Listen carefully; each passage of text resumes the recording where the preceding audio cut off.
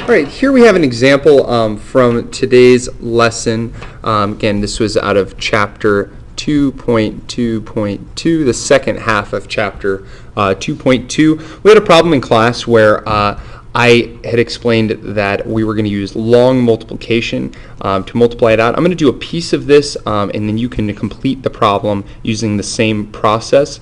What we find is, with this type of problem, there is a way you can do it with foiling, but going ahead and turning it into a long multiplication problem is probably going to be your best bet. I color-coded these, so hopefully it'll make it a little bit more clear. Okay, but initially, just as with long multiplication, you would start all the way here on the right with the bottom multiplication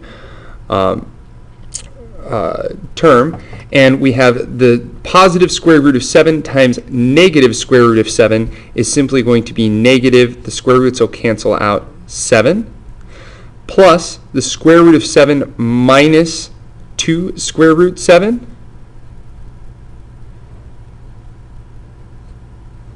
Okay.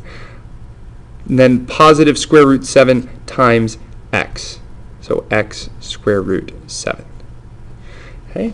Now, for the next piece, I'm going to focus on my red term here on the bottom. And now here's where you want to kind of start to look at it and try to line up any like terms that you get. So here I have negative square root, or negative 2 times, or negative square root 7. So I can see that that's going to be positive 2 square root 7. Well, that has the same base and it has a number for a coefficient as this term. So I'm going to go ahead and look a little bit ahead and put that right under here since I know I can add these up. Now here I have negative 2 times negative 2. Well, that's going to be positive 4. I have all my constants all the way here on the right. I'm going to go ahead and write that down there. And then negative 2 times x, and I don't have anything like that, so I'm going to go ahead and start my own, or kind of a new deal right over here. Okay. Now I move on to the blue terms. Okay. And for this one, I get that I get x times negative square root 7. I do already have a term that looks like that, so I'm going to put that right under here, negative x square root 7 right there. Then I get x times negative 2x. And I can see that right here, that I have negative 2x. And then I have x times x, so that would just be x squared. And I didn't have a term like that. So if you notice, if I look at my different columns, I've lined up all my like terms, so my addition should be relatively easy. Negative 7 plus 4 just gives me negative 3. Negative 2 square root 7 plus 2 square root 7, well, those cancel out, so that's just going to go away. Then I have square root 7, or x square root 7 minus x square root 7. Again, those are going to cancel, so I can just have them go away. Negative 2x plus negative 2x is negative 4x.